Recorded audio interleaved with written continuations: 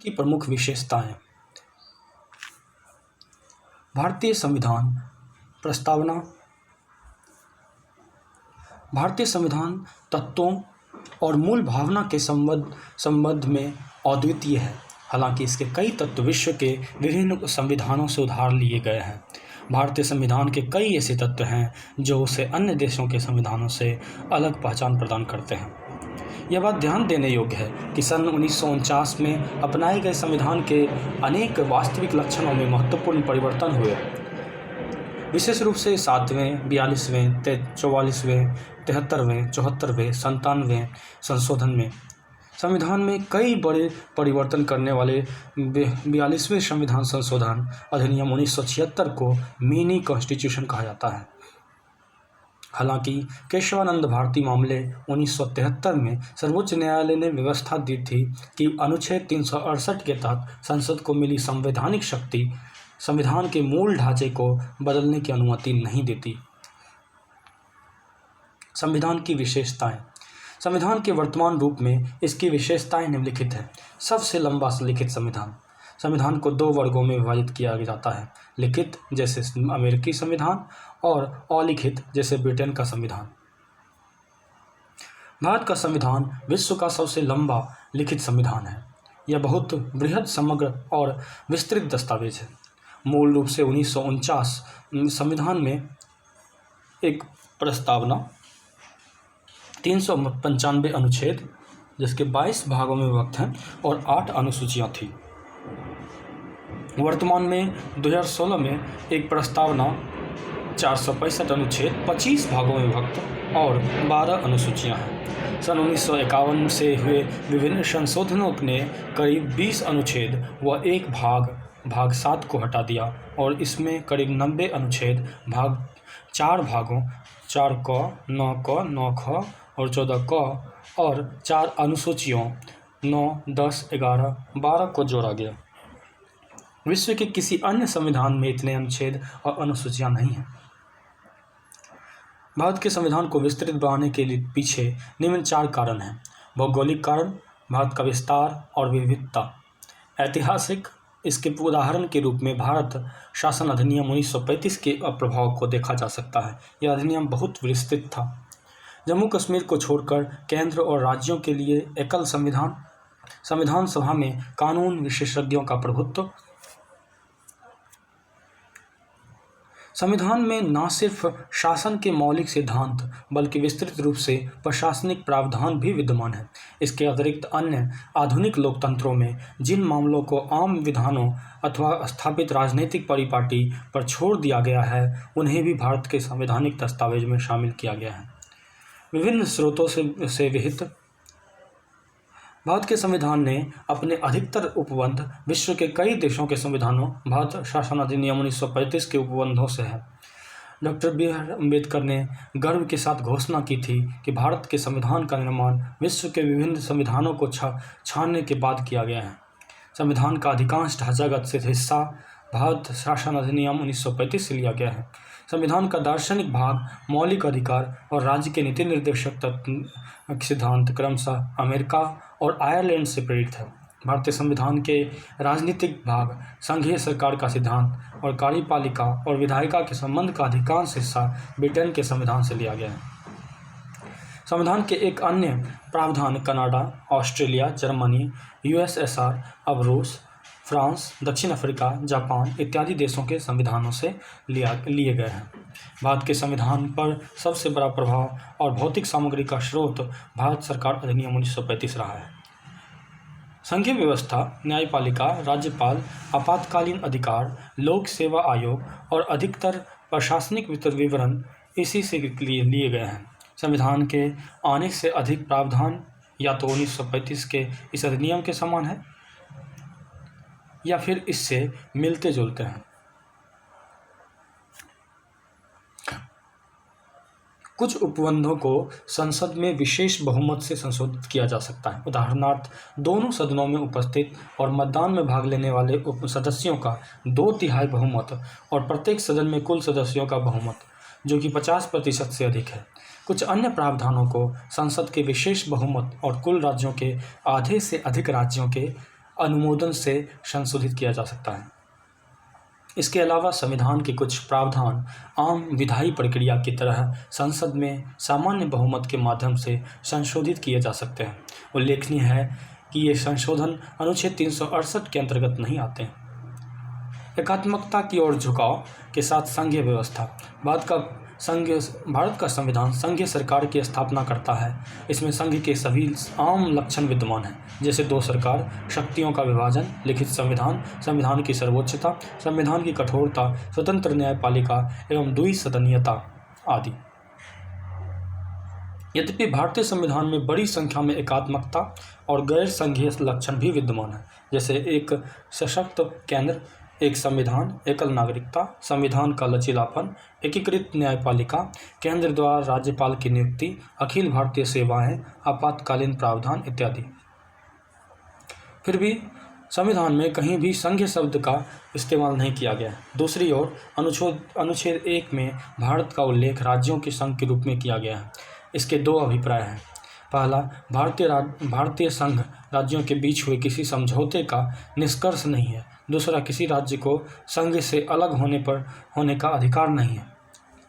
इसी वजह से भारतीय संविधान को निम्नांकित नाम दिए गए हैं, जैसे कि एकात्मकता की भावना में संघ, अर्थ संघ, K C Wheare, bargaining federalism, Morris Jones, cooperative federalism, Granville Austin, federation with a centralising tendency, Ivor Jennings व अन्य। सरकार का संसदीय रूप। भारतीय संविधान ने अमेरिका की अध्यक्षीय प्रणाली की बजाय ब्रिटेन के संसदीय तंत्र को अपनाया है। संसदीय व्यवस्था विधायिका और कार्यपालिका के मध्य समन्वय व सहयोग के सिद्धांत पर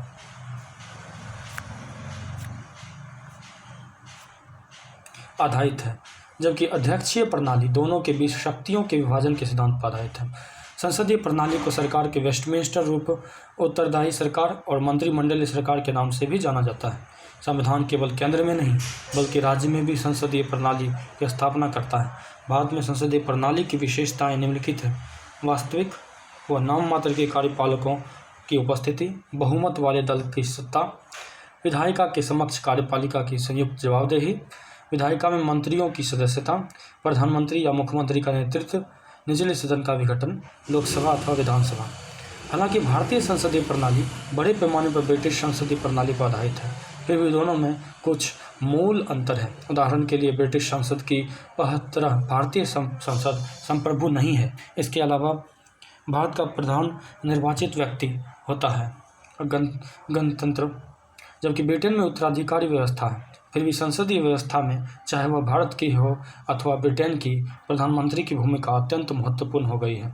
जैसा कि राजनीति के जानकार इसे प्रधानमंत्रीय सरकार का नाम देते हैं। संसदीय संप्रभुता एवं न्यायिक सर्वोच्चता में समन्वय। संसद की संप्रभुता का नियम ब्रिटिश संसद से जुड़ा हुआ है, जबकि न्यायपालिका की सर्वोच्चता का सिद्धांत अमेरिका के सर्वोच्च न्यायालय से लिया गया है। जिस प्रकार भारतीय संसदीय प्रणाली ब्रिटिश प्रणाली से भिन्न है, ठीक उसी प्रकार भारत में सर्वोच्च न्यायालय की न्यायिक समीक्षा शक्ति अमेरिकी सर्वोच्च न्यायालय से कम है। ऐसा इसलिए है क्योंकि अमेरिकी संविधान में विधि की नियत प्रक्रिया का प्रावधान है, जबकि भारतीय संविधान में विधि द्वारा स्थापित प्रक्रिया अनुच्छेद 21 का प्रावधान है। इसलिए भारतीय संविधान निर्माताओं ने ब्रिटेन की संसदीय संप्रभुता और अमेरिका की न्यायपालिका सर्वोच्चता के बीच उचित संतुलन बनाने को प्राथमिकता दी। एक और जहां सर्वोच्च न्यायालय अपनी न्यायिक समीक्षा की शक्तियों के तहत संसदीय कानूनों को असंवैधानिक घोषित कर सकता है, वहीं दूसरी ओर संसद अपनी संवैधानिक शक्तियों के बल पर संविधान के बड़े भाग को संशोधित कर सकती है। एकीकृत व स्वतंत्र न्यायपालिका। भारतीय संविधान एक ऐसी न्यायपालिका की स्थापना करता है जो अपने आप में एकीकृत होने के साथ साथ स्वतंत्र है। भारत की न्याय व्यवस्था में सर्वोच्च न्यायालय शीर्ष पर है। इसके नीचे राज्य स्तर पर उच्च न्यायालय है। राज्यों में उच्च न्यायालय के नीचे क्रमवार अधीनस्थ न्यायालय है, जिसे जिला अदालत व अन्य निचली अदालतें। न्यायालयों का एकल तंत्र केंद्रीय कानूनों के साथ साथ राज्य कानूनों को लागू करता है। हालांकि अमेरिका में संघीय कानूनों को संघीय न्यायपालिका और राज्य कानूनों को राज्य न्यायपालिका लागू करती है। सर्वोच्च न्यायालय संघीय अदालत है, यह शीर्ष न्यायालय है। जो नागरिकों के मौलिक अधिकारों की रक्षा की गारंटी देता है और संविधान का संरक्षक है। इसलिए संविधान में उसकी स्वतंत्रता के लिए कई प्रावधान किए गए हैं, जैसे न्यायाधीशों के कार्यकाल की सुरक्षा, न्यायाधीशों के लिए निर्धारित सेवा शर्तें, भारत की संचित निधि से सर्वोच्च न्यायालय के सभी खर्चों का वहन, विधायिका में न्यायाधीशों के कामकाज पर चर्चा पर रोक, सेवानिवृत्ति के बाद अदालत में कामकाज पर रोक, अवमानना के लिए दंड देने की शक्ति, कार्यपालिका से न्यायपालिका को अलग रखना इत्यादि। मौलिक अधिकार। संविधान के तीसरे भाग में 6 मौलिक अधिकारों का वर्णन किया गया है। ये अधिकार है समानता का अधिकार अनुच्छेद 14 से 18, स्वतंत्रता का अधिकार अनुच्छेद 19 से 22, शोषण के विरुद्ध अधिकार अनुच्छेद 23 और 24, धार्मिक स्वतंत्रता का अधिकार अनुच्छेद 25 से 28, सांस्कृतिक शिक्षा का अधिकार अनुच्छेद 29 से 30, संवैधानिक उपचारों का अधिकार अनुच्छेद 32। मौलिक अधिकार का उद्देश्य वस्तुतः राजनीतिक लोकतंत्र की भावना को प्रोत्साहन देना है। यह कार्यपालिका और विधायिका के मनमाने कानूनों पर निरोधक की तरह काम करते हैं। उल्लंघन की स्थिति में इन्हें न्यायालय के माध्यम से लागू किया जा सकता है। जिस व्यक्ति की मौलिक अधिकार का हनन हुआ है वह सीधे सर्वोच्च न्यायालय की शरण में जा सकता है, जो अधिकारों की रक्षा के लिए बंदी प्रत्यक्षीकरण, परमादेश, प्रतिषेध अधिकार, परीक्षा व उत्प्रेषण जैसे अभिलेख या रीट जारी कर सकता है। हालांकि मौलिक अधिकार कुछ सीमाओं के दायरे में आते हैं, लेकिन ये अपरिवर्तनीय भी नहीं है। संसद उन्हें संविधान संशोधन अधिनियम के माध्यम से समाप्त कर सकती है अथवा इनमें कटौती भी कर सकती है। अनुच्छेद 20 और 21 द्वारा प्रदत्त अधिकारों को छोड़कर राष्ट्रीय आपातकाल के दौरान इन्हें स्थगित किया जा सकता है। राज्य के नीति निर्देशक सिद्धांत। Doctor B.R. अम्बेडकर के अनुसार राज्य के नीति निर्देशक सिद्धांत भारतीय संविधान की अनूठी विशेषता है। इनका उल्लेख संविधान के चौथे भाग में किया गया है। इन्हें मोटे तौर पर 3 भागों में वर्गों में विभाजित किया जा सकता है: सामाजिक, गांधीवादी, उदारवादी, बौद्धिक। नीति निर्देशक तत्वों का कार्य सामाजिक व आर्थिक लोकतंत्र को बढ़ावा देना है। इनका उद्देश्य भारत में कल्याणकारी राज्य की स्थापना करना है। हालांकि मौलिक अधिकारों की तरह इन्हें कानून रूप में लागू नहीं किया जा सकता। संविधान में कहा गया है, देश की शासन व्यवस्था में ये सिद्धांत मौलिक है और यह देश की जिम्मेदारी है कि वह कानून बनाते समय इन सिद्धांतों को अपनाए। इसलिए इन्हें लागू करना राज्यों का नैतिक कर्तव्य है, किंतु इनकी पृष्ठभूमि में वास्तविक शक्ति राजनीतिक है, अर्थात जनमत। मिनर्वा मिल्स मामले 1980 में सर्वोच्च न्यायालय ने कहा था कि भारतीय संविधान की नींव मौलिक अधिकारों और नीति निर्देशक सिद्धांतों के संतुलन पर रखी गई है। मौलिक कर्तव्य। मूल संविधान में मौलिक कर्तव्यों का उल्लेख नहीं किया गया है।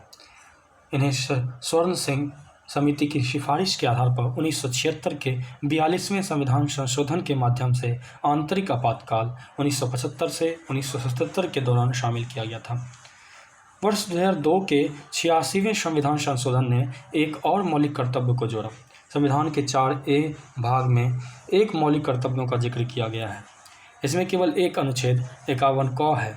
इसके तहत प्रत्येक भारतीय का यह कर्तव्य होगा कि वह संविधान, राष्ट्रध्वज और राष्ट्रगान का आदर करें, राष्ट्र की संप्रभुता, एकता और अखंडता की रक्षा करें, हमारी मिश्रित संस्कृति की समृद्ध धरोहर का अनुरक्षण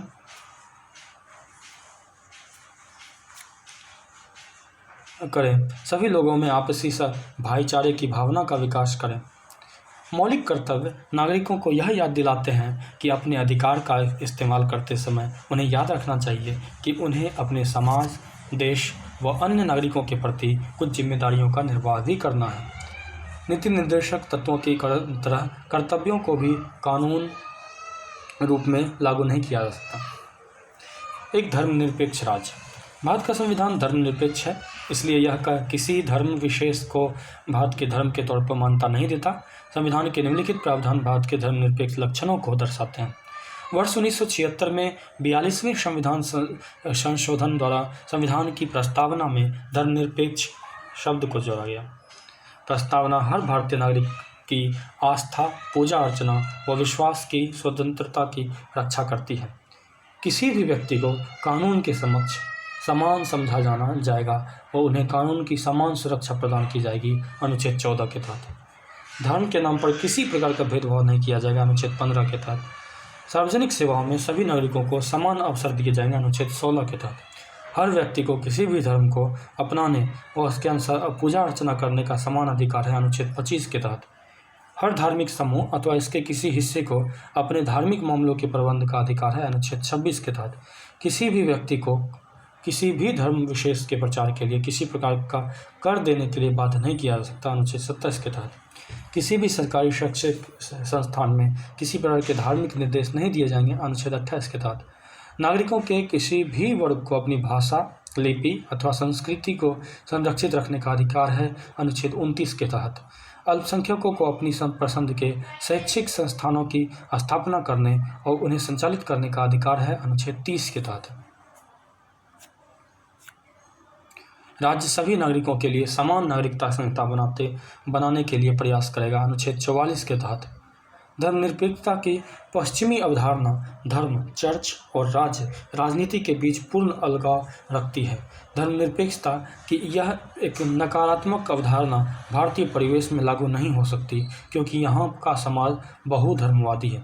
इसलिए भारतीय संविधान में सभी धर्मों को समान आदर अथवा सभी धर्मों की समान रूप से रक्षा करते हुए धर्मनिरपेक्षता के सकारात्मक पहलू को शामिल किया गया है।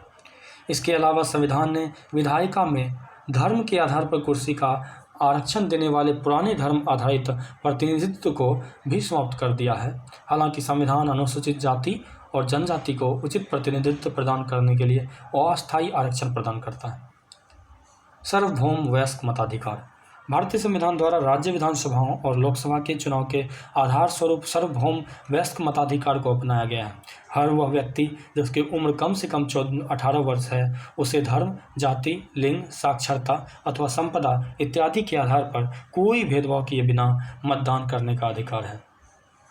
वर्ष 1989 में 61वें संविधान संशोधन अधिनियम 1988 के द्वारा मतदान करने की उम्र को 21 वर्ष से घटाकर 14 वर्ष कर दिया गया था।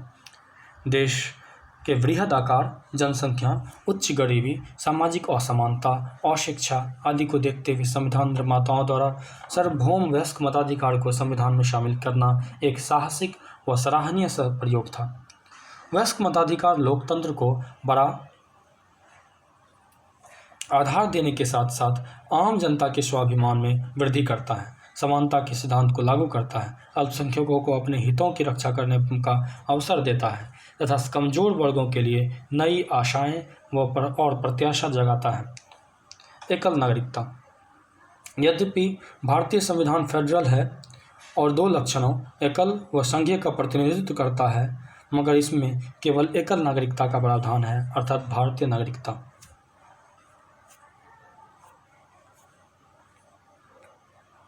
दूसरी ओर अमेरिका जैसे देशों में प्रत्येक व्यक्ति के पास न केवल देश की नागरिकता होती है, बल्कि वह जिस राज्य में रहता है उसकी भी नागरिकता होती है।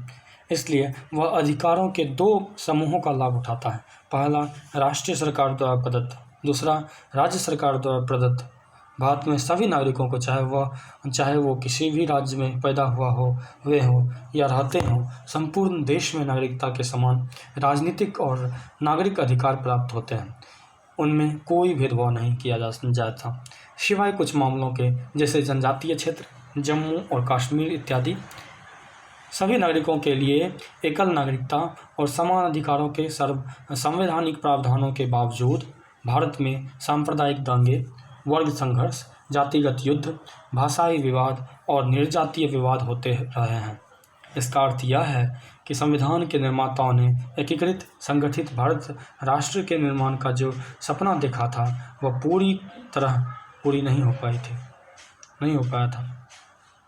स्वतंत्र निकाय भारतीय संविधान केवल विधायिका, कार्यपालिका व सरकार, केंद्र और राज्य न्यायिक अंग ही उपलब्ध कराता है, बल्कि यह कुछ स्वतंत्र निकायों की स्थापना भी करता है। इन्हें संविधान ने भारत सरकार के लोकतांत्रिक तंत्र के महत्वपूर्ण स्तंभों के रूप में परिकल्पित किया है।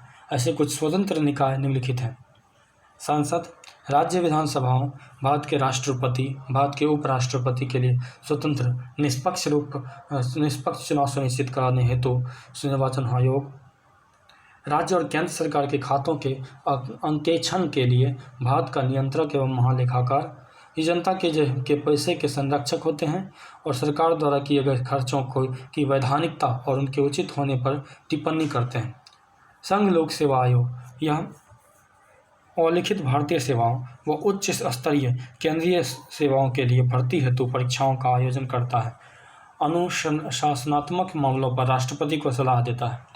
राज्य लोक सेवा आयोग जिसका काम हर राज्य में राज्य सेवाओं के लिए सब भर्ती हेतु परीक्षाओं का आयोजन करना व अनुशासनात्मक मामलों पर राज्यपाल को सलाह देना है।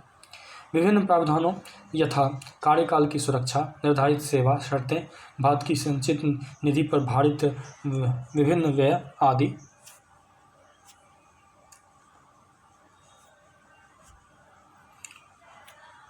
के माध्यम से संविधान इन निकायों की स्वतंत्रता सुनिश्चित करता है। आपातकालीन प्रावधान आपातकाल की स्थिति से प्रभावशाली ढंग से निपटने के लिए भारतीय संविधान में राष्ट्रपति के लिए बृहद आपातकालीन प्रावधानों की व्यवस्था है। इन प्रावधानों को संविधान में शामिल करने का उद्देश्य है देश की संप्रभुता, एकता, अखंडता और सुरक्षा, संविधान एवं देश के लोकतांत्रिक ढांचे को सुरक्षा प्रदान करना। संविधान में 3 प्रकार के आपातकाल की विवेचना की गई है। राष्ट्रीय आपातकाल, युद्ध, आक्रमण अथवा सशस्त्र विद्रोह पैदा हुए राष्ट्रीय अशांति की अवस्था। इसके तहत अनुच्छेद 352 में के अनुसार राष्ट्रीय आपातकाल का लागू होना होता है। दूसरा है राज्य में आपातकाल। राष्ट्रपति शासन, राज्यों में संवैधानिक तंत्र की असफलता अनुच्छेद 356 के तहत या केंद्र के निर्देशों का अनुपालन करने में असफलता अनुच्छेद 365 के तहत। तीसरा है वित्तीय आपातकाल। भारत की वित्तीय स्थिरता या प्रत्यय संकट में हो उस स्थिति में अनुच्छेद 360 के तहत वित्तीय आपातकाल लागू किया जा सकता है। तो आपातकाल के दौरान देश की पूरी सत्ता केंद्र सरकार के हाथों में आ जाती है और राज्य केंद्र के नियंत्रण में चले जाते हैं। इससे संविधान में संशोधन के बगैर देश का ढांचा संघीय से एकात्मक हो जाता है। राजनीतिक तंत्र का संघीय सामान्य परिस्थितियों के दौरान से एकात्मक आपातकाल के दौरान में परिवर्तित होना भारतीय संविधान की एक अद्वितीय विशेषता है। त्रिस्तरीय सरकार मूल रूप से अन्य संघीय संविधानों की तरह भारतीय संविधान में 2 स्तरीय व्यवस्था, केंद्र व राज्य और संगठन के संबंध में प्रावधान तथा केंद्र व राज्यों की शक्तियाँ अवशिष्ट थीं। बाद में वर्ष 1992 में 73वें एवं 74वें संविधान संशोधन ने 3 स्तरीय सरकार का प्रावधान किया, जो विश्व के किसी और संविधान में नहीं है।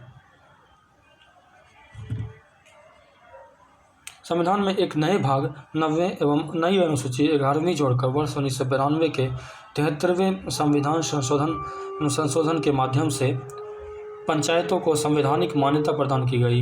इसमें एक नया भाग 9 जोड़ा गया। इसी प्रकार से 74वें संविधान संशोधन विधेयक 1992 ने एक नए भाग 9A तथा नई अनुसूची 12वीं को जोड़कर नगरपालिकाओं को संवैधानिक मान्यता प्रदान की।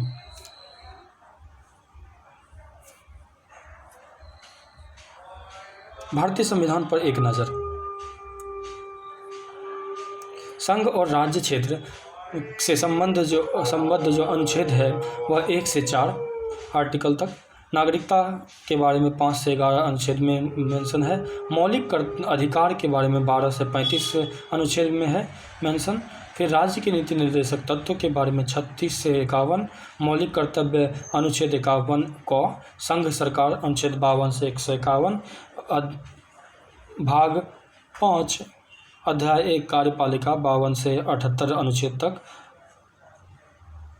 भाग 5 अध्याय 2 संसद अनुच्छेद 79 से 122 तक। भाग 5 अध्याय 3 राष्ट्रपति की विधायी शक्तियाँ अनुच्छेद 123। भाग 5 अध्याय 4 संघ की न्यायपालिका 124 से 147। भाग 5 अध्याय 5 भारत का नियंत्रक महालेखा परीक्षक 148 से 151। भाग 6 राज्य सरकारें अनुच्छेद 152। अध्याय 1 साधारण 152 से 237। अध्याय 2 कार्यपालिका अनुच्छेद 153 से 167। अध्याय 3 राज्य का विधानमंडल अनुच्छेद 168 से 212। अध्याय 4 राज्यपाल की विधायी शक्तियाँ अनुच्छेद 213। अध्याय 5 राज्यों के उच्च न्यायालय अनुच्छेद 214 से 232।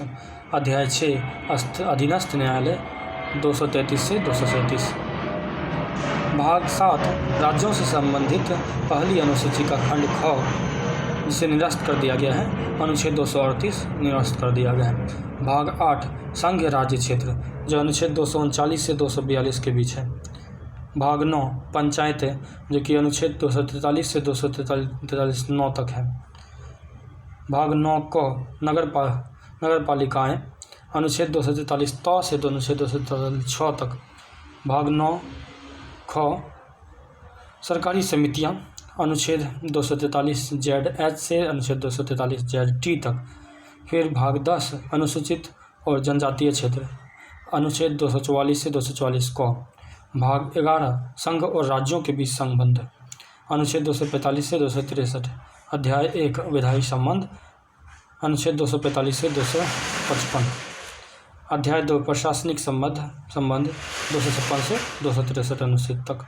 फिर भाग 12 में जो है वित्त, संपत्ति, संविदाएँ और वाद जो कि अनुच्छेद 264 से 301 के बीच में मध्य मेंशन किया गया है। भाग 12 में ही अध्याय 1 में वित्त के बारे में मेंशन है 264 से 291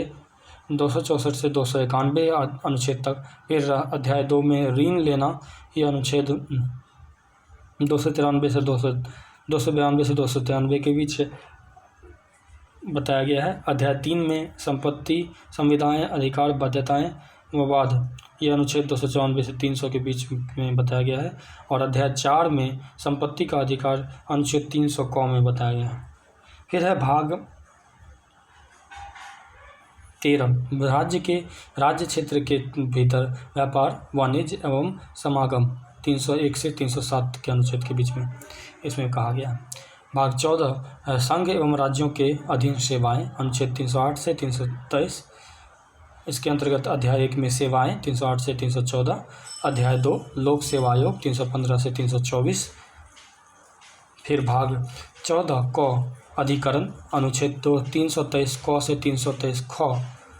भाग 15 निर्वाचन अनुच्छेद 324 से 329 क तक। भाग 16 कुछ संवर्गों से संबंधित विशेष प्रावधान अनुच्छेद 330 से 342।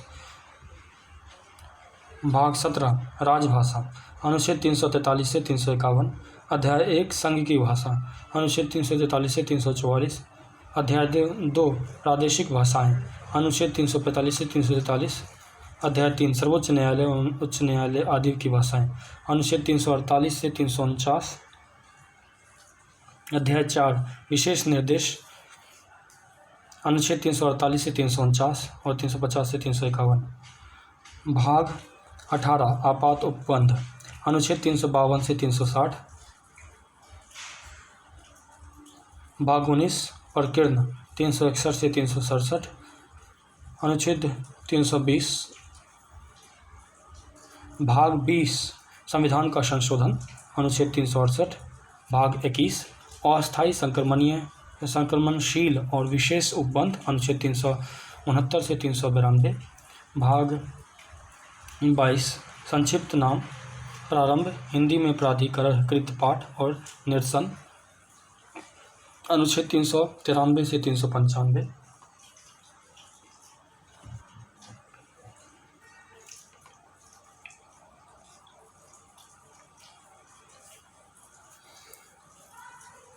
भारतीय संविधान के महत्वपूर्ण अनुच्छेदों पर एक नज़र डालते हैं। अनुच्छेद 1 में संघ का नाम और राज्य क्षेत्र के बारे में बताया गया है। अनुच्छेद 3 में नए राज्यों का निर्माण और वर्तमान राज्यों के क्षेत्रों, सीमाओं या नामों में परिवर्तन के बारे में बताया गया है। अनुच्छेद 13 के तहत मूल अधिकारों को असंगत या उनका अल्पीकरण करने वाली विधियां के बारे में बताया गया है। अनुच्छेद 14 में विधि के समक्ष समानता।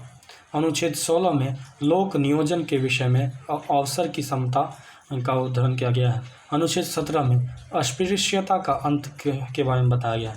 अनुच्छेद 19 में वाक स्वतंत्र आदि विषय कुछ अधिकारों का संरक्षण के बारे में बताया गया है। अनुच्छेद 21 में प्राण और दैहिक स्वतंत्रता का संरक्षण के बारे में बताया गया है। अनुच्छेद 21 क में प्राथमिक शिक्षा अधिकार के बारे में बताया गया है।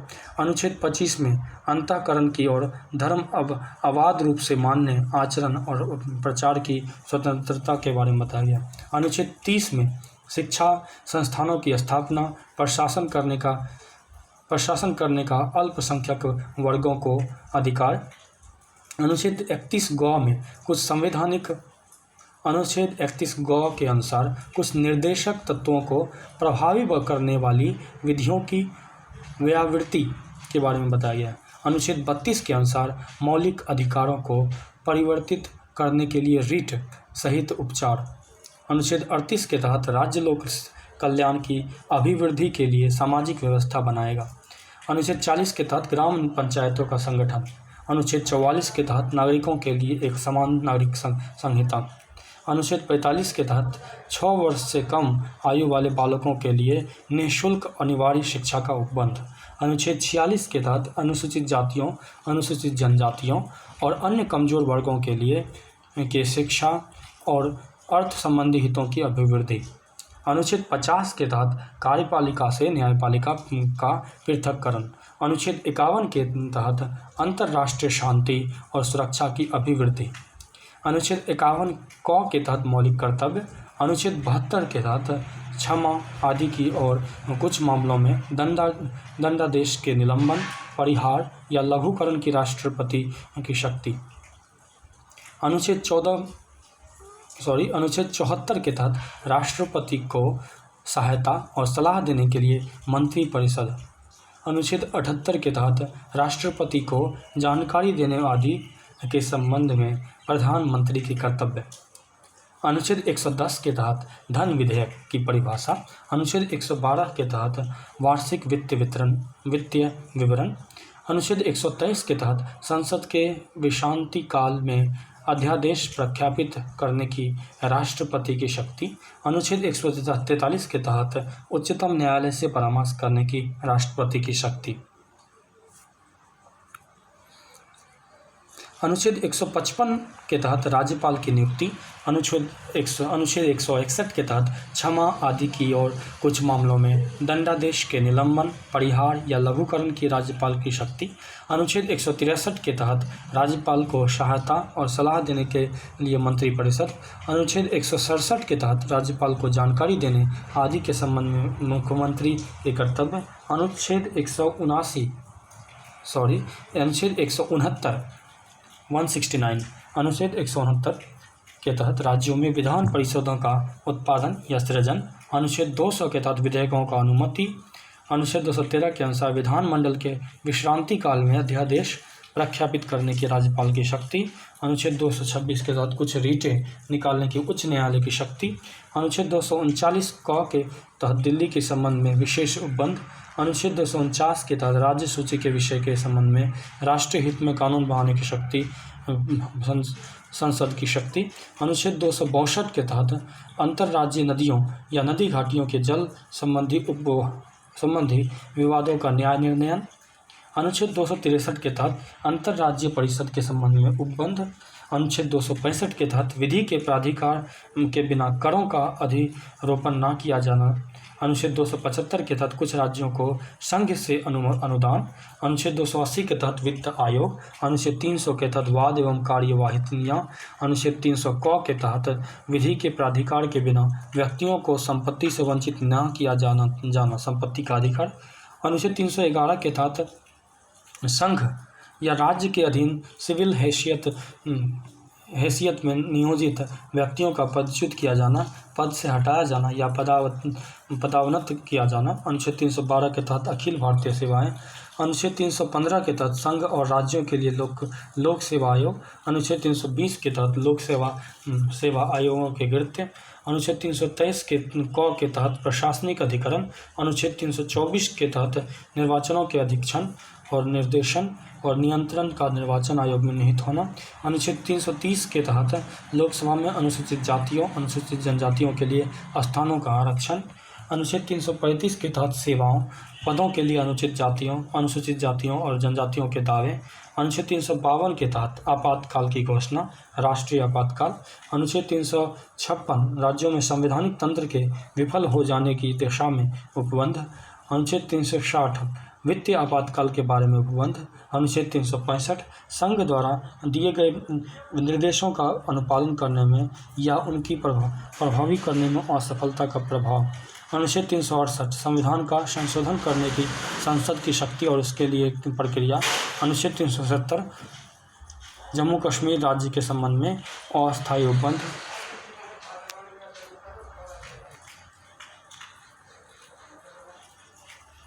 प्रथम अनुसूची राज्य के नाम एवं उनकी न्यायिक क्षेत्र। दूसरा, संघ राज्य क्षेत्रों के नाम, उनकी सीमाएं, अनुच्छेद 1 से 4। दूसरी अनुसूची उपलब्धियां पर भत्ते, विशेषाधिकार और इससे संबंधित प्रावधान। भारत के राष्ट्रपति, राज्यों के राज्यपाल, लोकसभा के अध्यक्ष, उपाध्यक्ष और उपाध्यक्ष, राज्यसभा के सभापति और उपसभापति, राज्य विधानसभाओं के अध्यक्ष और उपाध्यक्ष, राज्य विधानसभा परिषदों के सभापति, उपसभापति, सर्वोच्च न्यायालय के न्यायाधीश, उच्च न्यायालय के न्यायाधीश, भारत के नियंत्रक एवं महालेखा परीक्षक। अनुच्छेद 59 से 59, 65, 75, 97, 125, 148, 158, 164, 186, 221। तीसरी अनुसूची इसमें विभिन्न उम्मीदवारों द्वारा ली जाने वाली शपथ प्रतिज्ञा के प्रारूप किए गए हैं। ये उम्मीदवार हैं संघ के मंत्री, संसद के लिए निर्वाचित हेतु अभ्यर्थी, संसद के सदस्य, सर्वोच्च न्यायालय के न्यायाधीश, भारत के नियंत्रक एवं महालेखा परीक्षक, राज्य मंत्री, राज्य विधानमंडल के लिए निर्वाचन के लिए अभ्यर्थी, राज्य विधानमंडल के सदस्य, उच्च न्यायालयों के न्यायाधीश।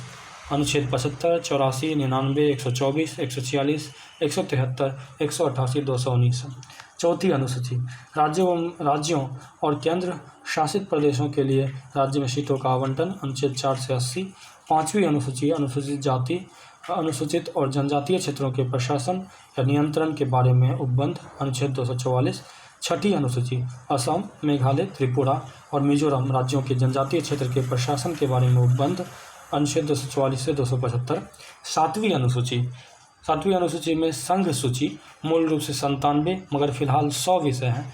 राज्य अनुसूची में मूल रूप से 66 मगर फिलहाल 61 विषय तथा समवर्ती सूची मूल रूप से 47 फिलहाल 52 विषय के संदर्भ में राज्य और केंद्र के मध्य शक्तियों का विभाजन, अनुच्छेद 246। आठवीं अनुसूची संविधान द्वारा मान्यता प्राप्त भाषाएं मूल रूप से 14 मगर फिलहाल 22। ये भाषाएं हैं असमिया, बांग्ला, बोडो, डोगरी, गुजराती, हिंदी, कन्नड़, कश्मीरी, कोंकणी, मैथिली, मलयालम, मणिपुरी, मराठी, नेपाली, उड़िया, पंजाबी, संस्कृत, संथाली, सिंधी, तमिल, तेलुगु, उर्दू, सिंधी भाषा को 1967 के 81वें संविधान अधिनियम द्वारा जोड़ा गया। कोंकणी, मणिपुरी और नेपाली को 1992 के 71वें संविधान संशोधन द्वारा और बोडो, डोगरी, मैथिली और संथाली को 2003 के 92वें संविधान संशोधन अधिनियम द्वारा जोड़ा गया था, जबकि उड़िया का नाम बदलकर 2011 में ओडिया कर दिया गया। इसके तहत अनुच्छेद जो है 8वीं अनुसूची में जो अनुच्छेद के बाद है 344 एवं 351। नवीं अनुसूची भू सुधारों और जमींदारी प्रणाली के उन्मूलन से संबंधित, राज्य विधानमंडलों और अन्य मामलों से संबंधित संसद के अधिनियम और विनियम मूलतः 13 परंतु वर्तमान में 282। इस अनुसूची को पहले संशोधन 1951 द्वारा मूल अधिकारों के उल्लंघन के आधार पर न्यायिक समीक्षा से इसमें सम्मिलित कानूनों से इसे बचाने के लिए जोड़ा गया था। यद्यपि 2007 में उच्चतम न्यायालय ने निर्णय दिया कि इस अनुसूची में 24 अप्रैल 1975 के बाद सीमित कानूनों की न्यायिक समीक्षा की जा सकती है। अनुच्छेद 31 ख। 10वीं अनुसूची के अनुसार दल बदल के आधार पर संसद और विधानसभा के सदस्यों की निरहता के बारे में उपबंध। इस अनुसूची को 52वें संविधान संशोधन अधिनियम 1985 द्वारा जोड़ा गया। इसे दल बदल रोधी कानून भी कहा जाता है, दल परिवर्तन रोधी कानून भी कहा जाता है। अनुच्छेद 102 और 191 एवं 191 में ये बातें मेंशन की गई। 11वीं अनुसूची के बारे में, 11वीं अनुसूची पंचायत की शक्तियाँ, प्राधिकार, जिम्मेदारियाँ, इसमें 29 विषय हैं। इन अनुसूची को 73वें संविधान संशोधन अधिनियम 1992 द्वारा जोड़ा गया। 12वीं अनुसूची नगर पालिकाओं को की शक्तियाँ, अधिक प्राधिकार व जिम्मेदारियाँ, इसमें 18 विषय हैं। इन अनुसूची को 74वें संविधान संशोधन अधिनियम 1992 द्वारा जोड़ा गया। अनुच्छेद 243 ब के तहत संविधान के स्रोत एवं नज़र। भारत शासन अधिनियम 1935। भारत शासन अधिनियम 1935 संघीय तंत्र, राज्यपाल का कार्यालय, न्यायपालिका, लोक सेवा आयोग, आपातकालीन उपबंध एवं प्रशासनिक विवरण। ब्रिटेन का संविधान, संसदीय शासन, विधि का शासन, विधायी प्रक्रिया, एकल नागरिकता, मंत्रिमंडल प्रणाली, परमाधिकार लेख, संसदीय विशेषाधिकार, द्विसदनवाद। संयुक्त राज्य अमेरिका का संविधान, पहला तो था भारत शासन अधिनियम 1935। इससे संघीय तंत्र, राज्यपाल का कार्यालय, न्यायपालिका, लोक सेवा आयोग, आपातकालीन उपबंध एवं प्रशासनिक विवरण, इनके बारे में मेंशन किया गया है। ब्रिटेन के संविधान से जो लिया गया है वो है संसदीय शासन, विधि का शासन, विधायी प्रक्रिया, एकल नागरिकता, मंत्रिमंडल प्रणाली, परमाधिकार लेख, संसदीय विशेषाधिकार और द्विसदनवाद। फिर संयुक्त राज्य अमेरिका के संविधान से जो लिया गया है वो है मूल अधिकार, न्यायपालिका की स्वतंत्रता, न्यायिक पुनरावलोकन का सिद्धांत, उपराष्ट्रपति का पद, उच्चतम न्यायालय और उच्च न्यायालय के न्यायाधीशों का पद हटाया जाना और राष्ट्रपति पर महाभियोग। आयरलैंड के संविधान से जो लिया गया है राज्य के नीति निर्देशक सिद्धांत, राष्ट्रपति की निर्वाचन पद्धति, राज्यसभा के लिए सदस्यों का नामांकन। कनाडा का संविधान, सशक्त केंद्र के द्वारा संघीय व्यवस्था, अवशिष्ट शक्तियों का केंद्र में निहित होना, केंद्र द्वारा राज्य के राज्यपालों की नियुक्ति और उच्चतम न्यायालय का परामर्शी न्याय निर्णयन। ऑस्ट्रेलिया का संविधान, ऑस्ट्रेलिया के संविधान से समवर्ती सूची, व्यापार, वाणिज्य और समागम की स्वतंत्रता और संसद के दोनों सदनों की संयुक्त बैठक के इसे लिया गया है। जर्मनी का वाइमर संविधान, यहाँ से आपातकाल के लिए मूल अधिकारों का स्थगन के बारे में मेंशन किया गया है। सोवियत संघ का संविधान से जो है मूल कर्तव्य और प्रस्तावना में न्याय, सामाजिक, आर्थिक एवं राजनीतिक आदर्श के बारे में मेंशन किया गया है। फ्रांस के संविधान से गणतंत्रात्मक और प्रस्तावना में स्वतंत्रता, समानता और बंधुता के आदर्श के बारे में बताया गया है। दक्षिण अफ्रीका का संविधान से संविधान में संशोधन की प्रक्रिया, राज्यसभा के सदस्यों का निर्वाचन तथा जापान के संविधान से विधि द्वारा स्थापित प्रक्रिया लिया गया है।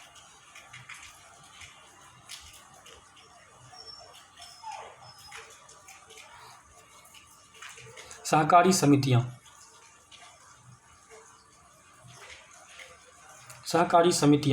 97वें संविधान संशोधन अधिनियम 2011 ने सहकारी समितियों को संवैधानिक दर्जा और संरक्षण प्रदान किया। इस संदर्भ में निम्न 3 परिवर्तन संविधान में इसने किए हैं। इसने सहकारी समिति गठित करने के अधिकार को मौलिक अधिकार बना दिया अनुच्छेद 19 के तहत। इसने एक नया राज्य का नीति निर्देशक तत्व जोड़ा सहकारी समितियों के प्रोत्साहन देने के लिए अनुच्छेद 43 बी के तहत। इसने संविधान में एक नया भाग 9B जोड़ा सहकारी समिति द कोऑपरेटिव सोसाइटीज़ शीर्षक से अनुच्छेद 243 ZH से लेकर अनुच्छेद 243 ZT तक। नया भाग अनुच्छेद 9B के अंतर्गत अनेक ऐसे प्रावधानों के द्वारा सुनिश्चित किया गया है कि देश भर में सहकारी समितियां लोकतांत्रिक, व्यावसायिक, स्वायत्त ढंग से तथा आर्थिक मजबूती के साथ कार्य करें। यह संसद को अंतर्राज्यीय सहकारी समितियों तथा राज्य विधायिकाओं को अन्य सहकारी समितियों के लिए उपयुक्त कानून बनाने की प्रक्रिया प्रदान करता है। संविधान की आलोचना। भारत का संविधान, जैसा कि संविधान द्वारा बनाया गया और अंगीकार किया गया, की आलोचना निम्नलिखित आधारों पर की जाती है। उधार का संविधान। आलोचक कहते हैं भारतीय संविधान में नया और मौलिक कुछ भी नहीं है। वे इसे उधार का संविधान कहते हैं और उधारी की एक बोरी अथवा एक हौच-पौच कॉन्स्टिट्यूशन दुनिया के संविधानों के लिए विभिन्न दस्तावेजों की पेबंदगिरी। लेकिन ऐसी आलोचना पक्षपातपूर्ण एवं अतार्किक है। ऐसा इसलिए है कि संविधान बनाने वाले ने अन्य संविधान के आवश्यक संशोधन करके ही भारतीय परिस्थितियों में उनकी उपयुक्तता के आधार पर उनकी कमियों को दरकिनार करके ही स्वीकार किया। उपरोक्त आलोचना का उत्तर देते हुए डॉक्टर B.R. अम्बेडकर ने संविधान सभा में कहा, कोई पूछ सकता है कि इस घड़ी दुनिया के इतिहास में बनाए गए संविधान में नया कुछ हो सकता है? 100 साल से अधिक हो गए जबकि दुनिया का पहला लिखित संविधान बना। इसका अनुसरण अनेक देशों ने किया। इसने देश के संविधान को लिखित बनाकर उसे छोटा बना दिया। किसी संविधान का विषय क्षेत्र क्या होना चाहिए यह पहले ही तय हो चुका है। उसी प्रकार किसी संविधान के मूलभूत तथ्यों की जानकारी और मान्यता आज पूरी दुनिया में है। इन तथ्यों को ध्यान में रखते हुए सभी संविधानों में मुख्य प्रावधानों में समानता दिख जाती है। केवल एक नई चीज़ यह हो सकती है कि किसी संविधान में जिसका निर्माण इतने विलंब से हुआ है उसमें गलतियों को दूर करने, देश की ज़रूरतों के अनुरूप उसको टालने की विविधता इसमें मौजूद रहे। यह दोषारोपण की यह संविधान अन्य देशों के संविधानों की हूबहू नकल है, मैं समझता हूँ संविधान के यथेष्ट अध्याय पर आधारित नहीं है। 1935 के अधिनियम की कार्बन कॉपी। आलोचकों ने कहा, संविधान निर्माताओं ने बड़ी संख्या में भारत सरकार अधिनियम 1935 के प्रावधान भारत के संविधान में डाल दिए। इसमें संविधान 1935 के अधिनियम की कार्बन कॉपी बनकर रह गया या फिर उसका भी संशोधित रूप। उदाहरण के लिए एन श्रीनिवासन का कहना है कि भारतीय संविधान भाषा और वस्तु दोनों ही तरह से 1935 के अधिनियम की नकल है। उसी प्रकार सर आइवर जेनिंग्स ब्रिटिश संविधान नेता ने कहा कि संविधान भारत सरकार अधिनियम 1935 से सीधे निकलता है, जहां से वास्तव में अधिकांश प्रावधानों के पाठ बिल्कुल उतार लिए जाते गए हैं। पुनः P.R. देशमुख संविधान सभा सदस्य ने टिप्पणी की कि संविधान अनिवार्यतः भारत सरकार अधिनियम 1935 ही है, बस वयस्क मताधिकार इसमें जुड़ गया है। उपरोक्त आलोचनाओं का उत्तर संविधान सभा में B.R. अम्बेडकर ने इस प्रकार दिया। जहाँ तक इस आरोप की बात है कि प्रारूप संविधान में भारत सरकार अधिनियम 1935 का अच्छा खासा हिस्सा शामिल कर लिया गया है, मैं क्षमा याचना नहीं करूँगा। उधार लेने में कुछ भी लज्जास्पद नहीं है। इसमें साहित्यिक चोरी शामिल नहीं है। संविधान के मूल विचारों पर किसी का एकस्व अधिकार पेटेंट राइट नहीं है। मुझे खेद इस बात के लिए है कि भारत सरकार अधिनियम 1935 से लिए गए प्रावधान अधिकतर प्रशासनिक विवरणों से संबंधित है।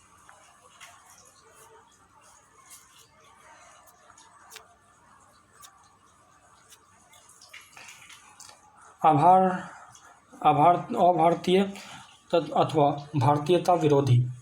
आलोचकों के अनुसार भारत का संविधान अभारतीय या भारतीयता विरोधी है क्योंकि यह भारत की राजनीतिक परंपराओं अथवा भावनाओं का प्रतिनिधित्व नहीं करता। उनका कहना है कि संविधान की प्रकृति विदेशी है, इससे यह भारतीय परिस्थितियों के अनुरूप के लिए अनुपयुक्त एवं अकारण है। इस संदर्भ में के हनुमैथैया संविधान सभा सदस्य ने टिप्पणी की, हम वीणा या सितार का संगीत चाहते थे, लेकिन यहाँ हम एक इंग्लिश बैंड का संगीत सुन रहे हैं। ऐसा इसलिए कि हमारे संविधान निर्माता उसी प्रकार से शिक्षित हुए।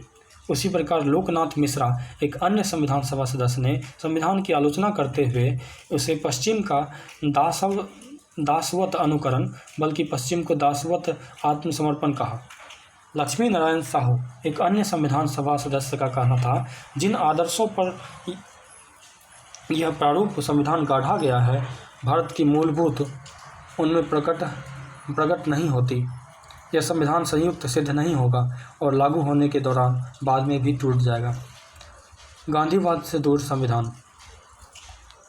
आलोचकों के अनुसार भारत का संविधान गांधीवादी दर्शन और मूल्यों को प्रतिबिंबित नहीं करता, जबकि गांधी जी हमारे पिता हैं। उनका कहना था कि संविधान ग्राम पंचायत तथा जिला पंचायतों के आधार पर निर्मित होना चाहिए था। इस संदर्भ में वही सदस्य के हनुमंतैया ने कहा, यह वही संविधान है जिसे महात्मा गांधी कभी नहीं चाहते, न ही संविधान को उन्होंने विचार किया होगा। टी प्रकाशम संविधान सभा के एक और सदस्य इस कमी का कारण गांधी जी के आंदोलन में अम्बेडकर की सहभागिता नहीं होना, साथ ही गांधीवाद विचारों के प्रति उनका तीव्र विरोध की बताते हैं। महाकाय आकार। आलोचक कहते हैं कि भारत का संविधान बहुत भीमकाय और बहुत विस्तृत है, जिसमें अनेक अनावश्यक तत्व भी सम्मिलित हैं। सर आइवर जेनिंग्स, एक ब्रिटिश संविधान वेता के विचार में जो प्रावधान बाहर से लिए गए हैं उनका चयन बेहतर नहीं है।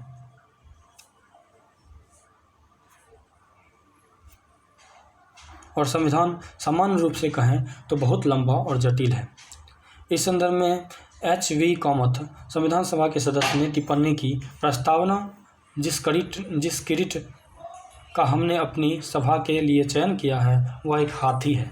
यह शायद इस तथ्य के अनुरूप ही है कि हमारा संविधान भी दुनिया में बने तमाम संविधानों में सबसे भीमका है। उन्होंने यह भी कहा, मुझे विश्वास है सदन इस पर सहमत नहीं होगा कि हमने एक हाथीनुमा संविधान बनाया है। वकीलों का स्वर्ग। आलोचकों के अनुसार भारत का संविधान अत्यंत विधिवादितापूर्ण तथा बहुत जटिल है। इसके विचार में जिस कानूनी भाषा और मुहावरों के शामिल किया गया है, उनके चलते संविधान एक जटिल दस्तावेज बन गया है। वहीं सर आइवर जेनिंग्स इसे एक वकीलों का स्वर्ग कहते हैं। इस संदर्भ में H.K. महेश्वरी, संविधान सभा के सदस्य, का कहना है कि प्रारूप लोगों को अधिक मुकदमेबाज बनाता है, अदालतों की ओर अधिक उन्मुख होंगे, वे कम सत्यनिष्ठ होंगे और सत्य और अहिंसा के तरीकों का पालन वे नहीं करेंगे।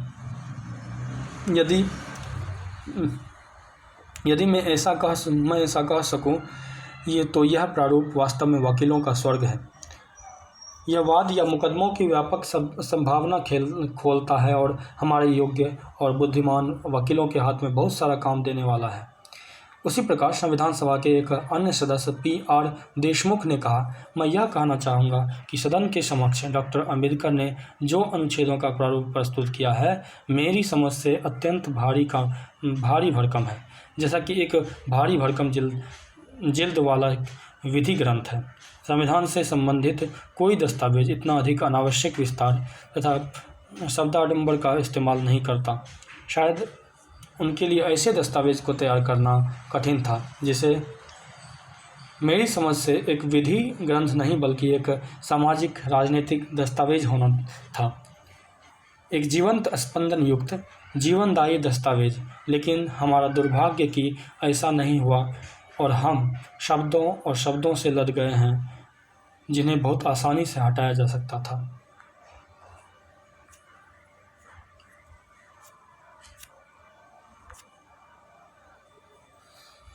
तो ये पाठ यहीं समाप्त होता है।